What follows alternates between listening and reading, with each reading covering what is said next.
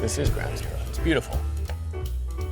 I think that humanity is actually what gives life to the garment, right? Exactly. I mean, if everything was just made exactly the same way, you know, that would be a machine-made garment.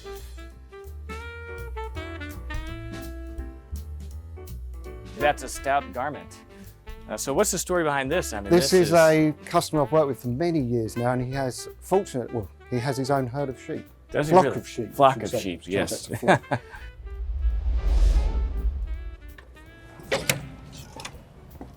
William, so nice to see you. And you. Thank you for having me back. Welcome back. I have to say, it's been too long since I've been in Safe London. travels. You know, it's been brilliant. Yeah. You know, I'm over here. I've got beautiful, proper British weather.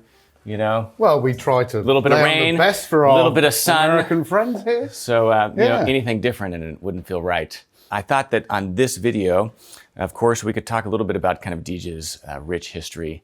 I mean, it's one of the oldest bespoke tailoring houses on the row, I think, clocking in at what number? 1865. 1865. Unbelievable. So what's over 150 years. Yep. And then you're the fifth generation family member to be running the firm. So, I mean, in the kind of the paragon of Savile Row bespoke tailoring houses, I mean, Dege is one of the oldest, but it's also one of the few of that age to still be under family management. That's right. So yes, in 1865, a German immigrant came over called John Jacob Dege, and that's where the Dege name came from, and still the same spelling as it was then. He actually came over 10 years before the business was founded, Really? Okay. and then got into tailoring, and then founded the business in 1865. And his son and my great grandfather went to merchant tailors school together. Oh, wow. And their fathers were obviously tailors.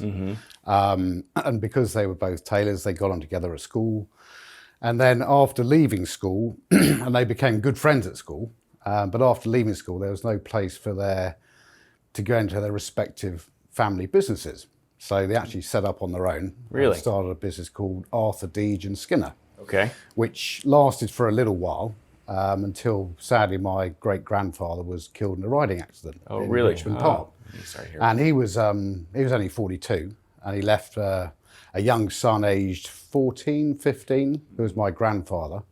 And then the Dege family kindly took over my grandfather's education for the next few years. And then once he'd finished that, they took him out of school and put him into the business. In a business, his proper Where tailor. pretty much he learned how to cut and tailor on his own fruition and developed his own ways and means of doing it. Yeah. And there were still Deges in the business. Yeah. And he learned a lot about how to treat tailors fairly, because I don't think they got the best rub in those days. It was really quite Dickensian. Yeah. So he believed in as a cutter, giving a bundle of or a job to the coat maker, neatly presented. So when you opened it, it would be there and understandable for the coat maker to pick it up and crack on. Well, that tradition really kind of continues through to today, because you always see the tailors, you know, they very does. neatly roll up and bundle. Yeah. But it was also his way of increasing productivity by making the coat maker's life easier. Because if they had to go through lots of different things and sort of scrabble around, they wouldn't like it. Yeah. They're on piecework, so they need to get cracking, and they're earning money. Yeah. And he always believed that, you know, we were responsible for putting food on their table. Yeah. And the theory and the practice still goes on today. Yeah, that's great. You know, kind of in your mind's eye, as someone who, of course, is at the head of one of the most prestigious bespoke tailoring houses here at the, you know, really at the center, at the epicenter of bespoke tailoring on Savile Row, what do you think really defines and differentiates true bespoke as you still find here today on Savile Row? I mean, you're right. Bespoke has been taken by a lot of other professions and trades to make bespoke kitchens. Mean anything almost. And it's sort of, in a way, it's diluted it. But we sort of therefore tend to refer to ourselves as we're bespoke tailors on Savile Row.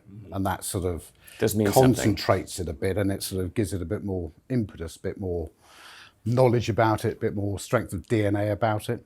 But that whole process of making something for someone, the bespoke process, it's an individual process. And the fact that we do it all here on site here, that the customer has their own pattern made after the measurements, and they go through a series of fittings. The coat makers and the trouser makers, the majority are work here in the premises. So the conduit between the cutter and the coat maker is very, very strong. So we've talked about what we do here. Yeah. But now's the proof of it is to show you around. Yeah, so that'd be great. Fancy coming behind the scenes and I'd love to. Seeing what goes on? My favorite part.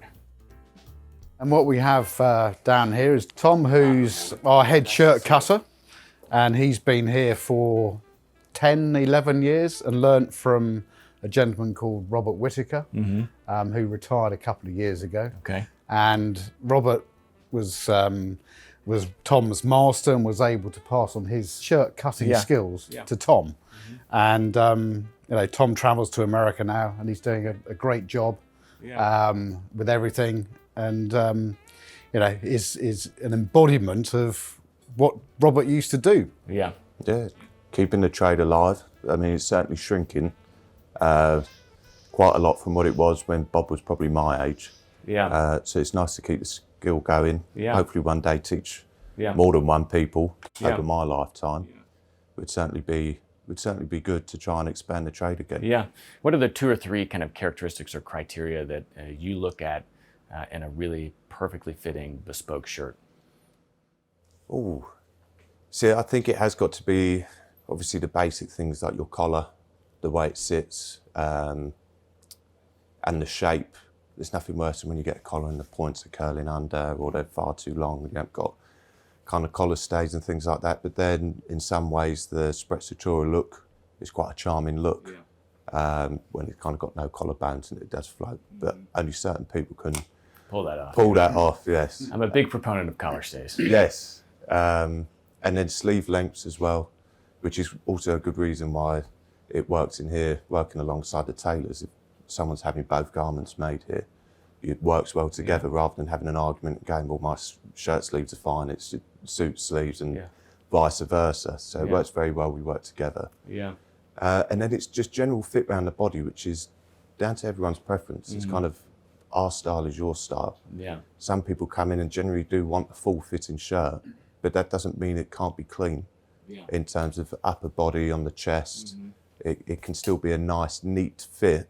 It's just the person doesn't like anything too tight. Likewise, advising someone who does want it very slim, it's my kind of job to also say, look, there's a difference between having a slim fitted shirt to having a sausage skin where it looks great if you look in front of the mirror. But the second you actually try and do anything practical, it's just... Yeah. Well, I think that's the big difference in bespoke versus ready-to-wear, is that from a traditional ready-to-wear perspective, unless you went really slim fit, it's the only way that you can get away of all that excess and kind of have it lay at least a little bit cleanly. But a bespoke shirt, as you were saying, and it's a very interesting point, is that even if it's quite generous through the waist, here through kind of the top of the shoulders and kind of the breast, you can still have it lie flat and clean. Yes, exactly, which is all part of why we're here as well. And the other thing is, if you have a more robust gentleman, quite a big gentleman, when they sit down, obviously everything expands.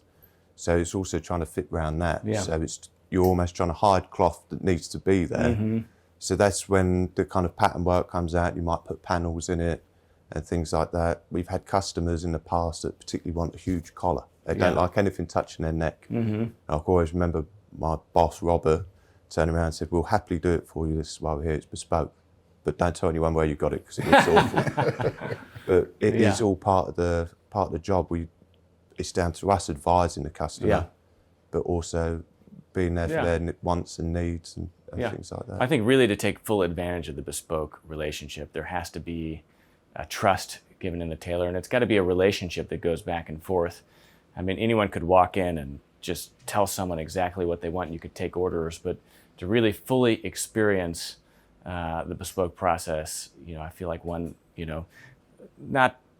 doesn't defer, but certainly takes the recommendations of their bespoke tailor or bespoke shirt maker, because that's their profession. I mean, you wouldn't go to a doctor and tell them what medicines you want to prescribe. It's a symbiotic relationship. A customer will put their trust in Tom to make them a beautiful shirt, but also they have to, some customers have quite strong egos, and trying to sort of comfort that ego to a certain extent, and say, well, this would work better for you, and working together on it. That's part of the challenge. Sometimes is fitting the body is okay, but sometimes you got to fit up there, which there's psychology is, involved, which is right? not the can be the harder bit sometimes. But no, there's no bigger compliment either than when we are travelling, or especially last year during lockdown, we had some very good customers that got in contact and said, look, I need some more shirts, just pick me out a dozen, just going off the back of kind of stuff that I had last time. And it is a massive compliment that they install all that trust into you. Yeah.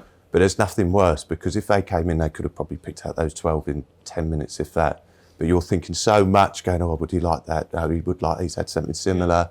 And going through all these bunches, you think, he's just installed all his trust. So he might go, oh, that's a bit out there for me, but if Tom thinks that looks good on me, let's give it a go. There's nothing worse than if, I always say to a customer, when they're umming and ahhing about a shirt, or they go, well, I'm going bespoke, so I might do something a bit different. It's all well and good, but I'd rather you always want to wear my shirts. I don't want it hung up in a wardrobe and going, oh, I wish I hadn't got that, because I never really wear it. Yeah. It just becomes a waste. I want you to open your wardrobe door and go, oh, well, all the shirts that Tom made me at Dege are in the cleaners. Yeah. Why aren't they here? I need to order more, or things like that. I want them to be confident, because it is a confidence thing. Like I heard you saying earlier, when you've got everything to a T, you could be walking into a really important business meeting, and it's something that's already your confidence is gained in yourself, and it's easy. And if a customer has that without thinking about it, it's even better. Yeah, that is the zenith of bespoke, and a true testament to the relationship that, of course, you all have with your customer that, let's be honest, has been earned over, kind of over the years and over the decades. And, that is that's a huge testament to kind of what you guys do. But I think also when you've built up that relationship, if you want to spend a long time selecting things, you can do. Yeah. Or if you haven't got much time, you come in. I had one customer in New York once who was in the room for 90 seconds and ordered just long enough to write down his credit card number. And I was with a customer at the same time. I said, would you just excuse me for a minute? Someone else coming up. He won't be too long. Yeah. And anyway, this customer came in. Dozen white shirts, thank you. Be back next year. I'd laid out a couple of swatches for him. He said, yeah, I'll have 3 of those, 3 of those, 3 of those, and 3 of those. I said, fine, same style, same size. Yep, that's fine. Everything fits perfectly. Should we send them to the office when done? Yep, fine, thank you. Thank you very much. Cheerio. Very New York. No, very New York. Yeah. Well, it's one of the things I think that, again, is often overlooked is that, one of the beautiful byproducts of the bespoke relationship is the simplification, right? Is that, you don't have to worry about the fit. You know that the shirts are going to fit perfectly, and that if you order 12 more, they're going to fit just like the last 12. You go to your tailor, he's got your measures. Of course, you go through the fitting process, but you know that everything's going to fit perfectly. Whereas if you're buying off the rack, you're at the whims of fashion designers of how's the shirt going to fit this season, or you have an incredible shirt that fits you off the rack perfectly, but then changes next year. And I think you reach a certain point where you just don't have the time to spend, shopping. And I don't know a single man that enjoys shopping. I certainly don't. And my wife does, but I don't think most men do. And being able to, again, have that bespoke relationship totally eliminates that, and then really transitions it into something that men do enjoy, which is the experience, the relationship, and then really at the end of the day, the product. Yes, exactly. Yeah. It's almost like a fine line between becoming a friendship as well, because you get to know so much about them. You kind of almost interview them on what do you do, where would you be wearing this shirt, what's the role in terms of, are you thinking a bit more casual, are you going really quite formal, you're going to be wearing it with a tie and things like that. So you get to know quite a lot about the person. And it's also remembering that for when they next come in, because you don't want to be kind of starting again and then thinking, oh, well, I want the same as last. You think, oh, well, I don't know. People want to be pampered as well. Yeah, and that's exactly. part of the pampering process, that you remember what they had last time. Some people are shocked when they walk in, and you remember their names. And, gee, how did you do that? I went, well, it's just part of what we do. Well, you're an important part of our business, right? And even if you remember something from 5 years ago, 10 years ago as to what they had, they go, gee, that's well remembered that. So it's part of the sort of, that process. Yeah, great. Wow. Well, thank you so much. I have to ask, though, before we leave, what is this? I mean, I love this miniature right here. Can you talk at all about that? So I think we were talking earlier about making the wedding uniform for Prince Harry. Yeah. Well, this one here is the page boys uniform, and there was 4 page boys at the wedding. Okay. And yes, we had to make the 4 of them. Yeah. Well, Prince George was a page, wasn't he? I mean, is this? This is actually a replica of the one that we made for him. Gosh. And one way, because there's 4 page boys, they're all relatively the same size. Okay. And if you've got 4 similar uniforms with children, who's going to be in? They're going to pick the wrong one, aren't they? Yeah. So we put their initials, embroidered initials, on the shoulder straps there, on the shoulder boards. So that's got GHD. It was just identification purposes. But it's literally just a scaled down version of the grown up one. Well, thank you, Tom, so much for sharing kind of what it is you do, and not a problem at all. as always, I'm in awe of the craft. So thank you. No, not a problem at all. Anytime. Shall we continue? Should we go on through to the cutting room? Yeah, well, I'd love to. That's the bespoke suit cutting room. Yes. Whereas we're in the bespoke shirt cutting where the room. magic happens. Right, so here we are, Kirby. This is the nerve centre of the business. This is where all the cutting gets done. Okay. And we just come into the cutting room. And here we got Tristan. Hello. Tristan, nice to see you. Lovely to meet you. Yeah, thank you. Tristan's been with us for 15 years. 15 years, Wow. yeah. 15 years. Doesn't There look we old go. enough to be here 15 years. Well, he's lost a bit of hair on the way. Good routine. But Tristan's working on a coat at the moment that's been fitted, and now going through the process of marking it up. So this is after first fitting. So after first fitting, so it's a shell fitting without the pockets in. Just as the customer's shapes change slightly, we've adjusted the pattern a little bit, so you want to recheck balance. So you've got the paper pattern there that you kind of take the measures back to. Paper pattern with a record of everything he's had before, different styles, all the little adjustments, his preferences or what we've seen in the fittings. Mm-hmm. So we're ripping and smoothing this. So we're taking out all the side seams, the base. The fronts will stay in, but it'll get made completely flat. Mm-hmm. Pattern will get laid back on. Okay. All the adjustments will be amended to this, and then it'll go back to the tailor to be put back together. Okay. Yeah, and there's beautiful kind of nailhead fabric, dark gray. That's a lovely cloth. It's right up my alley. This is actually a fabric that we had woven for our 150th anniversary. Okay. It's 11, 12 ounce wool worsted and a little bit of cashmere in there. So is this a 2-button or 3-button? It's a 3-button coat. Okay. A nice sort of slim lapel as well, which is what the customer's after. Yeah. It's the Quite beauty of classic. Bespoke is, Exactly. of course you Personal can choice. have that personal choice. And then if you don't mind, I mean, can you flip it onto the other side and just show us the Yeah, of canvas? course. I always love to see, I mean, this is, as you said, kind of the backbone of a bespoke garment.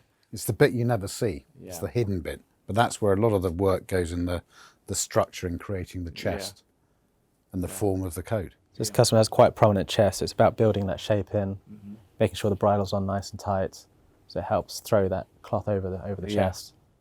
That's great, yeah. But if you look at the regularity of the stitching there, when you look closer, it's very even, very natural, very flowing. Yeah. But you just don't get to see it, unfortunately. Yeah, but it's one of the unfortunate. It's like with the watch, with the crystal back. You almost wish that, there was some way to, be able to see all that beautiful work, because all the handwork, on a garment like this is really hidden from eye. But it's what, carries the garment forward. All integral and... Yeah. Yeah. Well, great. Well, thank you so much.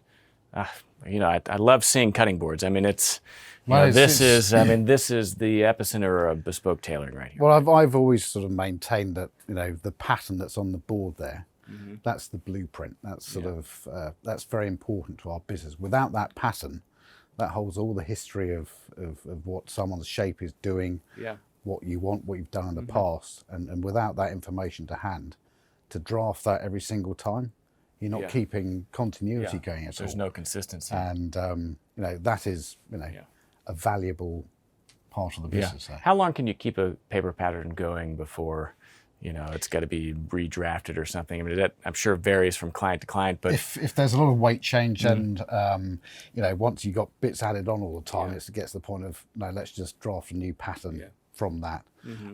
Or if the pattern's been used a lot, then it can get a bit worn. So it's sort of to get the clearer lines on it, rather than losing any definition. Then you can just, you know, draft another one, copying that one. But otherwise, I mean, years, if not longer.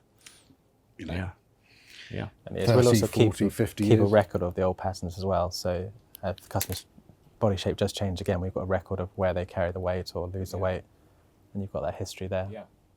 Well, that history, I mean, that information really is incredible. It's a very good reference point as well, of and you course. refer back to it all the time. And it's great to sort of be able to take it out to the customer when he comes into the shop and sort of you sort of flick through it and sort of say, "Oh, do you remember this? Oh, I remember that one. Yes." Well, it's a true testament to the precision of the craft. I mean, of course, you still have to fit all the garments because every fabric drapes differently. But I mean, there's a real precision to the craft here that is practiced, you know, at a proper bespoke tailoring house. I mean, that pattern to us is like a last to a shoemaker. Very similar principle. Brilliant. Yeah, it's one of the things I feel that it took me a while to really fully understand is that the handwork wasn't for the sake of handwork, right? I mean, it wasn't There were the to machines embellish in those the days. garment. But you know, the handwork really evolved to make the garment durable, right? And that in turn gives a bespoke garment its longevity. And also coupled with the fact in the days gone by, fabrics used to be a lot heavier. So they were like 20 ounces, 22 ounces. Sometimes for riding clothes, they went up to 32, 36 ounces in weight. So they were very bulky fabrics. So the fabrics quite often outlasted some of the stitching. You know, if you ride using a hunting coat or riding coat, it's going through a lot of, you know, excess energy being put through to it. So the fabric did last and went on for, you know, could last for a couple of generations. Well, But great nowadays, garment it's a oftentimes lot ends back lighter. at the tailoring house, you know, for alterations or repairs. And Very much so, yes. And my father always used to say that the alterations that we did here used to pay for the rent. oh, really? Okay, that's interesting. Things have changed a little bit since then, but Rents are gone up. well, for certain- yes, exactly. Yeah. Well, whenever I think of Savile Row, I mean, again, one of the things I think that's quite unique about this street, of course, is that there are many tailors, many bespoke tailors, but every single tailoring house kind of has their own place within the ecosystem of kind of bespoke tailors. I mean, every tailor has a little bit of a different house cut, a little bit of a different perspective that's informed by their history. So we're sitting here in front of these, kind of beautiful displays here, and I thought maybe you could share a little bit about, you know, Dege's cut. How would you describe that, right? And then how is that informed by, you know, these other beautiful kind of military garments that you have behind us? So I think a lot of tailors had a specific role initially. Some just made uniforms, some made sporting clothes. And we as a business started off as making riding clothes, polo clothes, hunting outfits, a lot of breeches. We were known as the breeches maker in the sort of late 1800s. And we also made uniforms, which a lot of other tailors did do. But as times went on, we maintained those skills to make certainly those two items of clothing. And because of that, that certainly has influenced our civilian style of clothing that you and I are standing up in. And military uniforms and riding clothes tend to be cut a little bit differently. They're a more fitted uniform. So if we look at that uniform there, which is an army mess kit, which is used for used So for that would be formal like black. dinners. That would be like So it's black tie for black tie, tuxedo, and it's a very close-fitting garment. It's also a very short garment, and the leg garment they wear are called overalls, and they're very tight-fitting. They're almost skin tight. They have a stripe down the side to differentiate what regiment they come to. But in those days, a lot of army officers were on horseback, so they had to ride in it. So hence having tight trousers and a short coat. So when you're in the saddle, You still look smart. Yeah. you look smart, but you didn't have lots of cloth around you.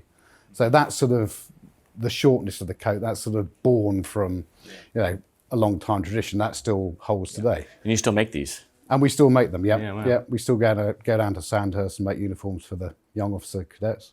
But it has influenced our sort of house style in the fact that we tend to give our chest and shoulder line a bit more structure. Okay. And also the waist is a little bit more tapered in, and also a bit more flare in the skirt to highlight the riding history of the business.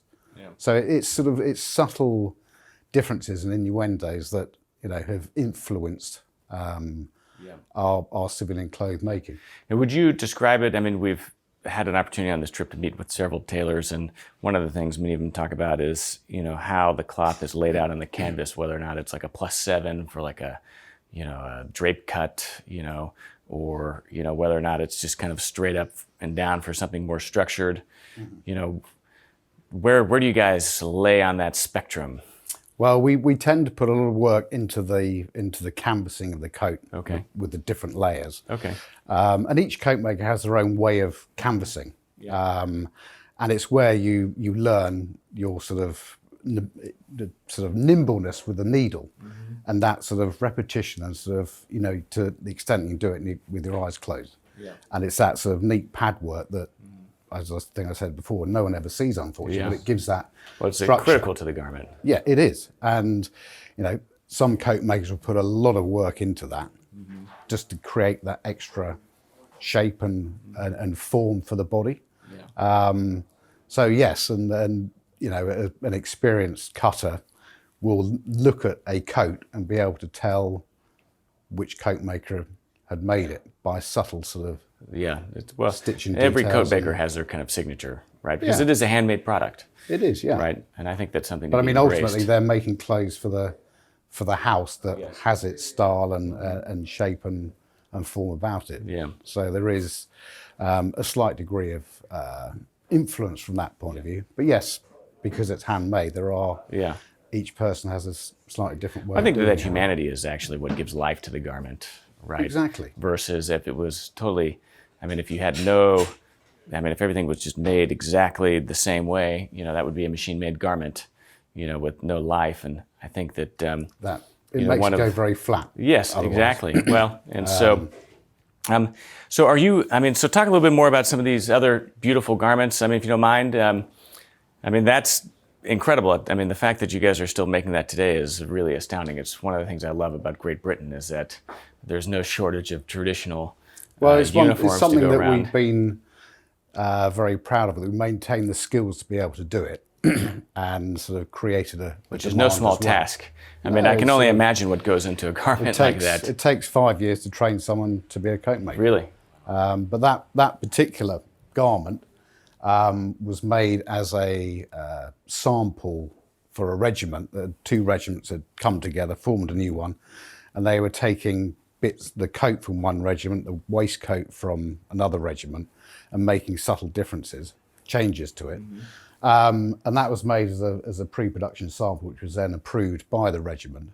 That actually sat in the V&A. Oh, really? The Victorian Albert. In Victorian Albert in 2015, I believe, in an exhibition for 6 months called The Art of Luxury.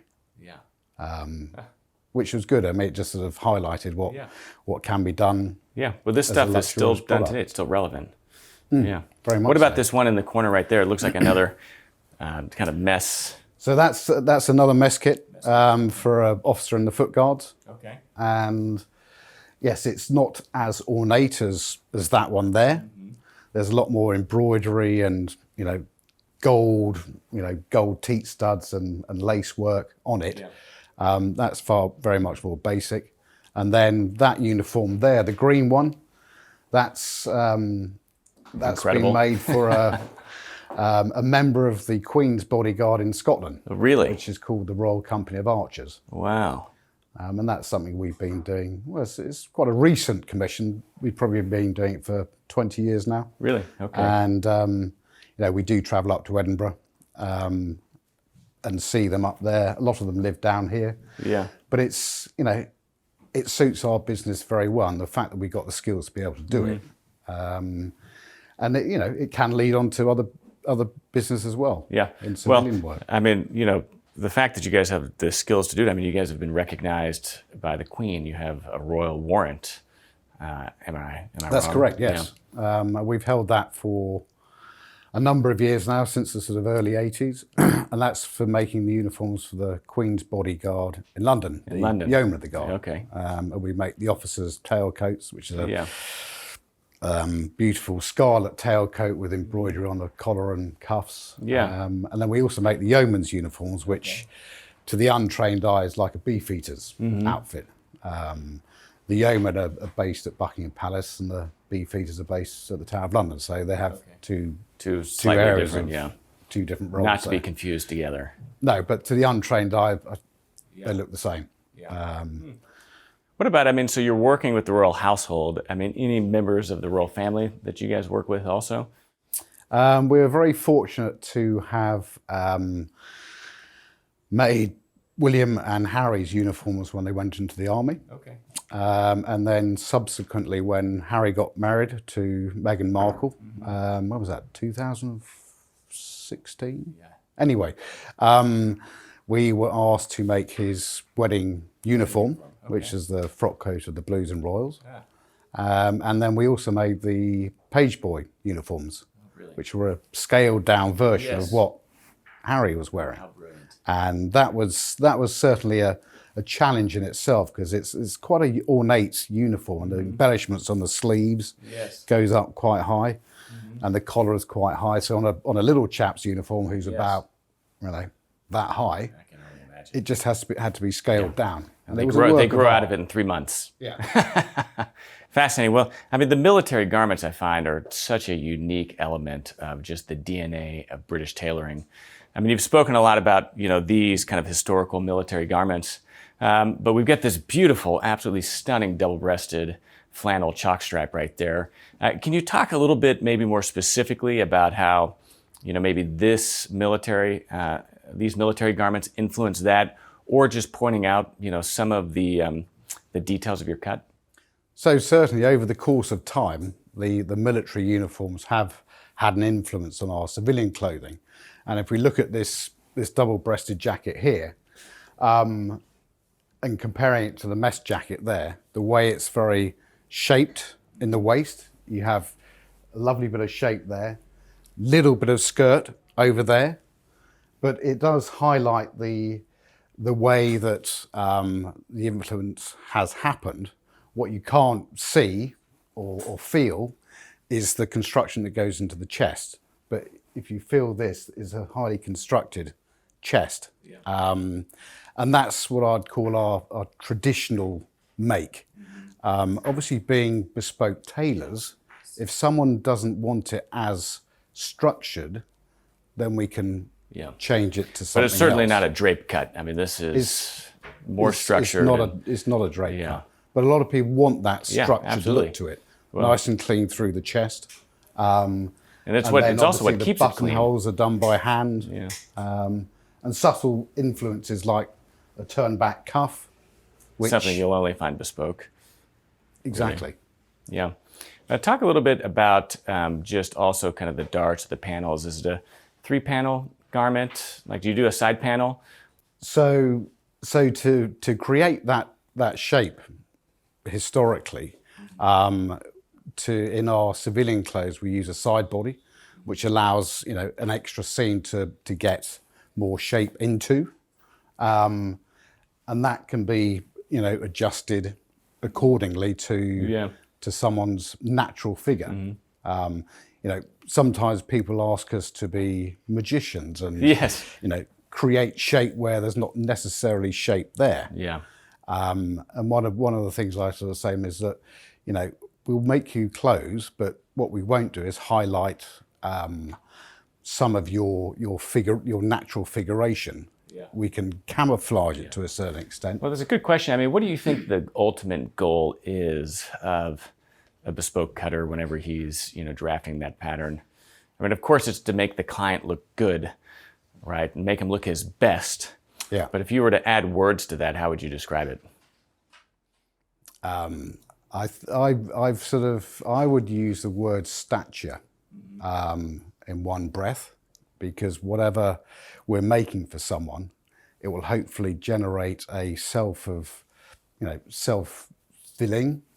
fulfillment, and therefore, because they know they're looking smart, they will stand out from a crowd, and therefore it will give them an subconscious kind of stature about boost it. of confidence. I mean, I always feel better whenever I've got a proper shave, I'm dressed up in a proper suit, wearing a tie and a it's a great feeling shirt, to do that. Properly polished shoes, of course. Well, of course. Of course. But also what finishes off a bespoke suit is to have a bespoke shirt. Okay. Now, that's something that here at Dege Skinner, we do have our own in-house bespoke shirt making operation. Oh, really? And it works. Because that is quite uncommon. Very, very well. Yeah. It is. It is. We were the first firm in Savile Row to have that. Really? And that was 30 odd years ago. Really? Wow. So, and it goes through a similar process as the Bespoke Clothing does. Measurements, we make a sample shirt, adjustments are made to the pattern, and then it goes on from there. Yeah. And obviously with bespoke tailoring, the choices you can have with collar styles, which is probably the most important thing on a shirt, because that's what you see underneath the jacket. And if someone's wearing a waistcoat, then you don't see much of it. But the choices of what people can have are far and wide. Well, and it really all has to kind of work together. I mean, the collar and the shirt, really does have to work in concert with the suit, and the better that they are kind of coordinated, of course, the better the entire look. And it certainly works very well on our trunk shows to the States. When we travel the sort of across the breadth of the country. And, we do have a lot of customers that will come in, they will start off as a shirt customer, and then they will migrate on to having bespoke suits and vice versa. And it's a single relationship, right? I mean, single relationship. Obviously there's, from our point of view, there's different cutters involved in it, and it's a unique skill to be a master shirt cutter. And also a suit cutter. Yeah, totally different, but it does work very, very, very well hand in glove. Yeah. And people, you can put outfits together, combinations together. Of course. The person who's busy can come in and do shirts and suits together without having to go to two different locations. Yeah. Do you find yourself cutting more double-breasted suits these days than single-breasted, or does that ebb and flow over the years? I mean, you've been at this for so long, 3 decades. I mean, does that, like all things, and I think here I am standing in a double-breasted suit, and there's a double-breasted one there. But actually, we make more single-breasted suits these days. Yeah, I've really found myself enjoying. There's 2 kind of current iterations to my sartorial journey. One is more double-breasted jackets, but the other one that's just been really just eye-opening is having high-waisted trousers cut for braces with proper allowance in the waistband. Has been just life-changing. I would agree with you. I've always been used to having high-cut trousers with a fishtail back. And if you're wearing a 3-piece suit, I don't think you can wear it without that. Yeah. Really, traditionally. Yeah. And they are actually quite comfortable. They might be cut a bit higher up in the body, which seems a bit alien to people. But because they're supported by braces, suspenders, they're allowed to hang more naturally, because they're not being held up by pulling in at the waist with a belt or a side adjusters. They're allowed to hang, and the fall of the trouser looks better at the end of the day. Well, I think that there's 2 things. One, one of the things I really appreciate about braces or trousers cut for braces is that, if you put your cell phone in your pocket or you have your hands in your pockets, all of a sudden your trousers aren't sagging down because of the weight. Yeah. Because again, it's hanging from the shoulders with the braces, and that's how it hangs. Now, the second thing that I guess the more bespoke tailors I've gotten to know, and I think this is a huge, endorsement for this particular style of cut, is that most bespoke tailors that have been in this trade for a long time all have their trousers cut high-waisted for braces. It's just the simple truth of the matter. We understand it. Yeah. But also, when we got an older man as a customer, then the concept of having brace top trousers is less alien than to a younger man in his 30s who has maybe only worn jeans in his life. And the concept of wearing something that's sort of 2 or 3 inches above where you're used to wearing your trousers can be a bit alien. But once you've discussed it and gone, had the conversation, and they try it, then it's very difficult to go back to. Yeah, I've got a good friend that always says that a properly made suit should be the most comfortable garment you own. And I think that cut for braces, cut well so that it fits, it's not restrictive, high armholes, incredible cloth. Whenever I put a suit and tie on, it's in fact the most comfortable thing I own, not the least. And that's a common misperception, I feel, of a lot of people that might be getting into bespoke tailoring or just, wearing suits for the first time. But I think also that, there is the traditional side of the business, the 3-piece suit with the fishtail trousers. That is part of it. But you've also, you're remembering the traditions, but you've also got to cater for today's needs, today's styles, and what people feel comfortable in. Now that's, I think you have to do it, otherwise you can become a bit too traditional. Yeah, you don't want to be archaic. No, you've got to keep with modern times, and certainly over the years, the advent of much lighter fabrics to make suits from. That's very prevalent, certainly in the States. Bespoke tailor can certainly kind of school one in their sartorial journey to kind of bring them along. But at that same time, as you said, everything is handmade for the client. So if someone wants flat-fronted trousers with no pleats and a particular style of jacket, you guys are making everything for the client, you can do it. That's why people come to us. And we have a number of customers who like changing and trying different styles as time goes on. Their figure might change, they'll feel more comfortable in a different style. So, it's a sort of progressive relationship. There's no hard and fast rule about it. And we're adaptable to the client's customers' requirements, needs, what they wear the out clothing for, where they're going to wear it. And that sort of harks back to providing a service to the individual. Well, that's one of I think, the most often overlooked aspects of a truly rich bespoke tailoring relationship is that it is in fact a relationship, right? That is developed over years or decades. And so as a client's kind of life, just evolves, that bespoke tailoring relationship is there to evolve with him. In a lot of ways, kind of support that stylistically. I remember when I was growing up as a wee lad and listening to my father's stories of what happened during the day or on his travels. And he used to talk about names. He used to mention, good friend, the people who had become good friends. And then when I started traveling to America, I was taking care of these people that I'd heard be mentioned when we were sitting around the dinner table. Yes. So to actually sort of, when I met them for the first time, I felt I already knew them. Yeah. Because of how my father had talked so affectionately of the relationships he had built up over the years. How long have you been traveling to America?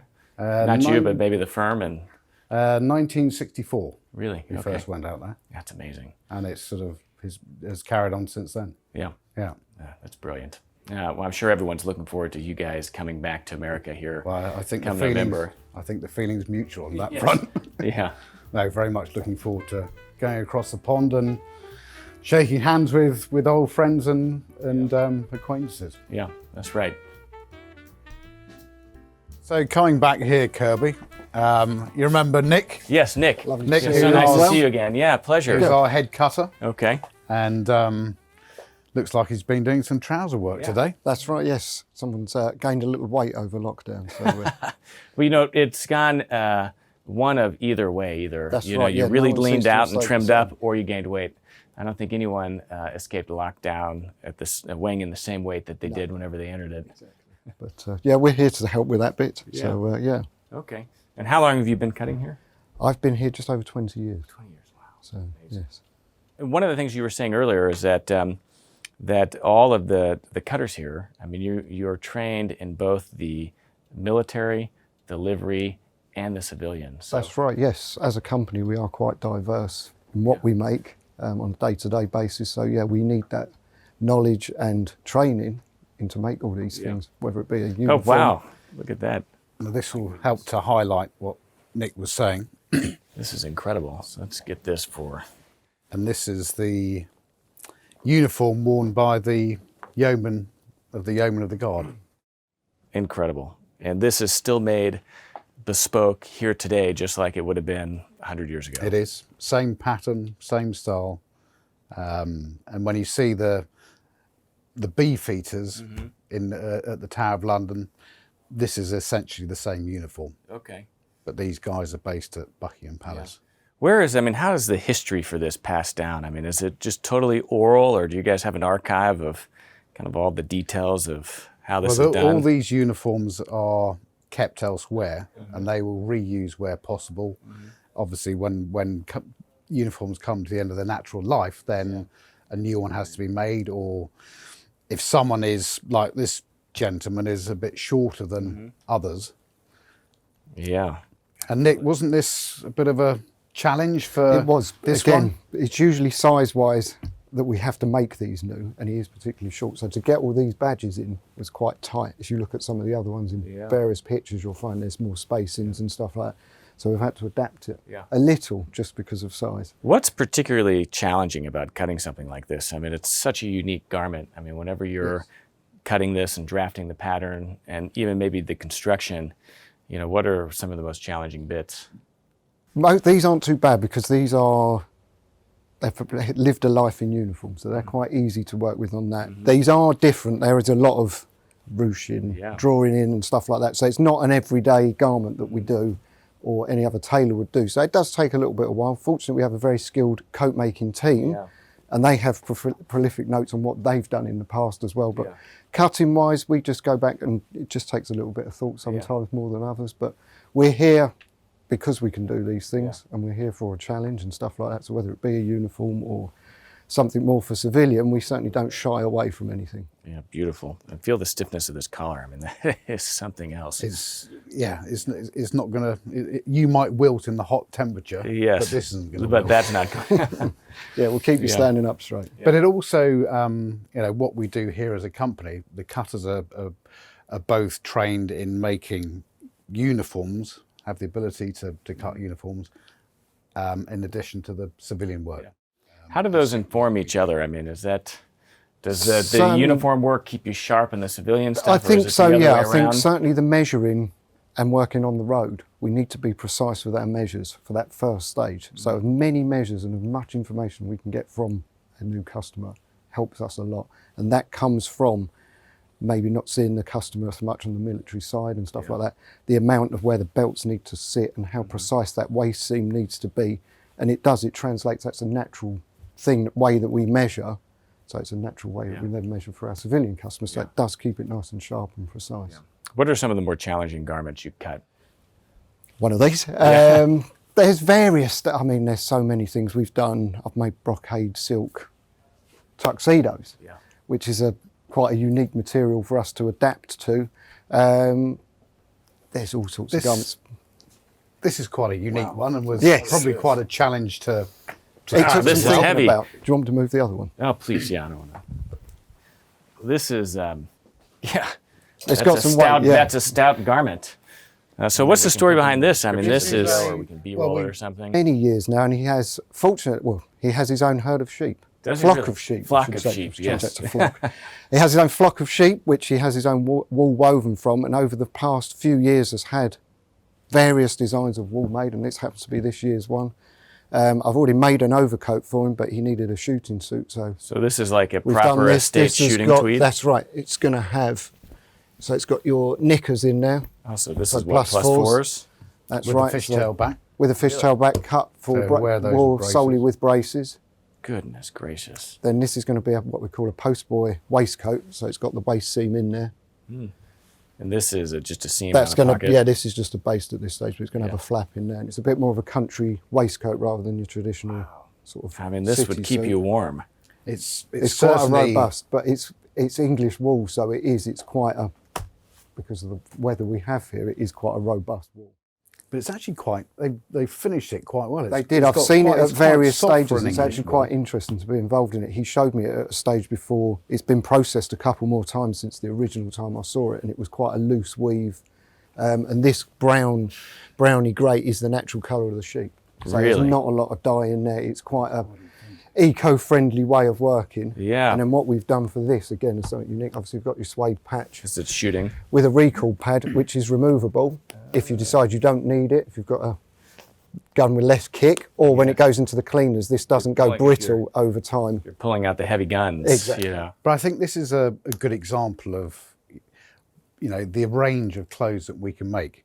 And also the fabric here, the pattern is rather unusual because of its size. It's a very large pattern, which also presents its own challenges for, That's right. for fitting and making sure that it's where you're going to put the centre. It's certainly centre not panel. economical to cut this check, because obviously we want everything to match this way Yeah. and this way. So as much as we can, obviously you have to work around configurations of customers, but this all matches through here. But obviously the repeat is actually that big. Wow. So to get it all to fit in economically is not necessarily the best. So fortunately, it gives me lots of cloth. I mean, look at that. I mean, this is, really bespoke at its finest, and this is something that Savile Row really thrives in. Is that That's one of the sort of, well, I wouldn't say it's one of the hidden talents, but because you can see it here, but people don't, if it's done improperly, yeah, then you notice it. yeah, But when it's done like this, yeah, it just looks you do, beautiful. you notice it obviously, but if it was wrong, it Yeah. will stand out more. Yeah. So the challenge to the team making it is getting everything in set there. But also, did you notice the turn back cuff on that? I didn't even see that. Yeah. That's a testament to the person making it, matching everything up on this pattern. You actually, it's camouflage. Well, there's never a dull day here at Dege Skinner. William, thank you so much for having me. This has Pleasure, been Kirby. a It's been total lovely- pleasure and lovely an to honor. see. Thank you so much see you for again. Thank allowing you me for your to time. stand behind your boards. No, And not at all. I mean, such a great testament to bespoke craftsmanship at its finest. So what Well, a it's been privilege great to to have come you. in here and to see, I mean, what a wide breadth of work that you guys are able to manage here. So thank you so much, William. You're welcome. Yeah, appreciate it. We'll see you soon. Yep.